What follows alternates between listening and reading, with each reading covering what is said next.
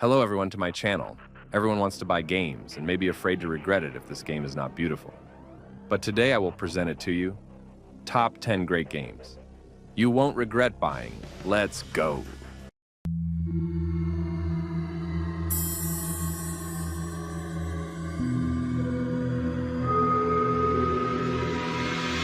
Hades.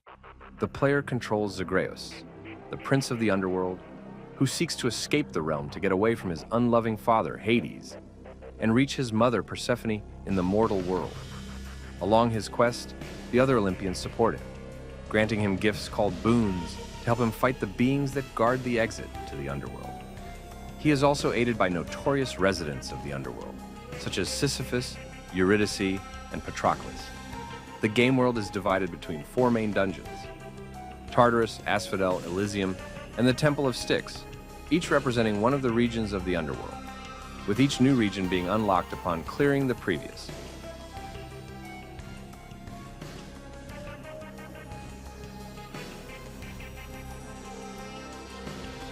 Cyberpunk 2077.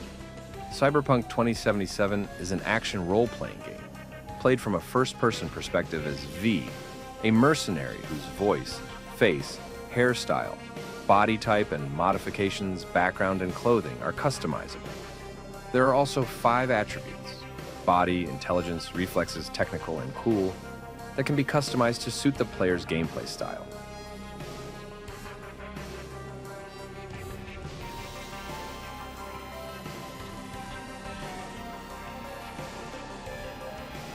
The Legend of Zelda: Tears of the Kingdom retains the open-world action-adventure gameplay of Breath of the Wild, 2017. As Link, the player explores the main setting of Hyrule and 2 new areas: the sky, which has several floating islands, and the depths, a vast underground area beneath Hyrule. Link can climb, ride horses, or use a paraglider to soar through the air. Characters and locations from Breath of the Wild were kept and modified to fit the game's story.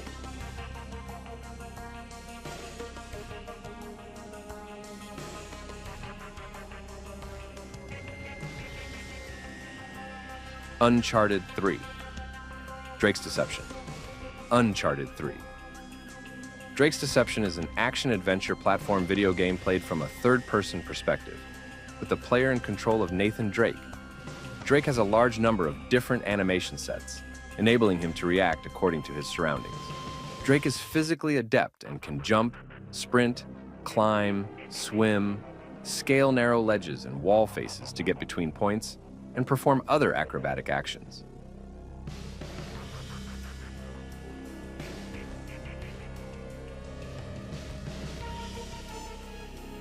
Darksiders II. Players take control of Death, one of the 4 horsemen of the apocalypse. The core gameplay is an action role-playing hack-and-slash style.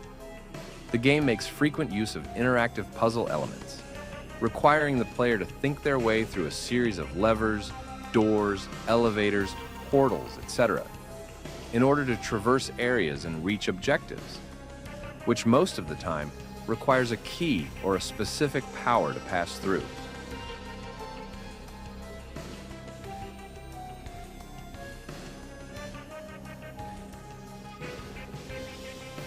Disco Elysium. Disco Elysium is a role-playing video game that features an open-world and dialogue-heavy gameplay mechanics.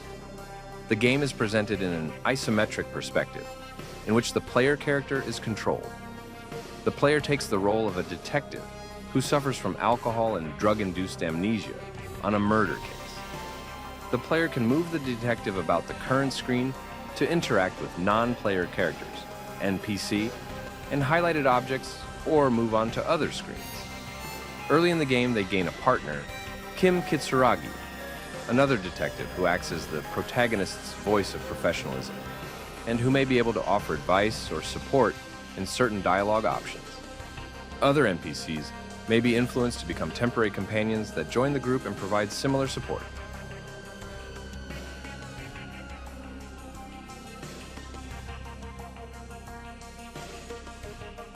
Ghost of Tsushima. Ghost of Tsushima is an action-adventure video game played from a third-person perspective. The player has a variety of gameplay options to reach objectives they are given. They can engage in a standoff, a direct confrontation with enemies using their katana, which can result in a series of fatal strikes against a number of different enemies. In combat, Jin can use different fighting stances to defeat specific types of enemies. Stone stance for hostile swordsmen, water stance for shielded enemies, wind stance for spearmen, and moon stance for brutes.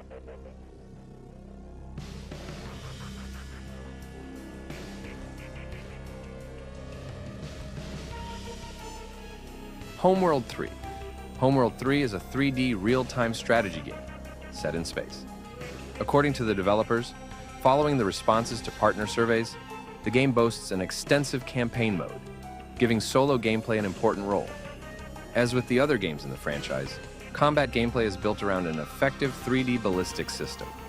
One of the new major gameplay features is huge megaliths and trenches, massive space structures that will add coverage strategies for small spacecraft. The game includes a new co-op mode that will fuse Homeworld's RTS gameplay with a roguelike structure.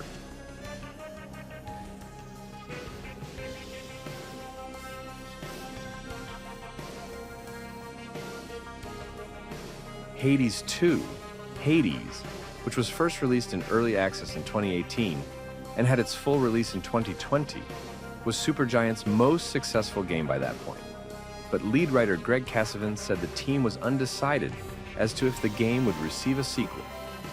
Typical of Supergiant's process, after completing a game, the team determines what project next created the most excitement for the team. And it was realized that many on the team felt there were still more stories and mythological characters they could explore that were not included in Hades, that made a prospect of a sequel the preferred option. However, as this would also be the studio's first sequel, they were aware they wanted to expand on Hades in meaningful ways without losing the core of the original game. Studio head Amir Rao cited examples of Portal 2 and Diablo 2 as successful sequels they wanted to follow.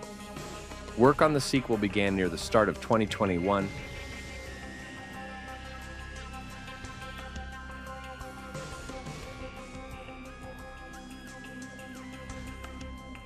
Alan Wake 2.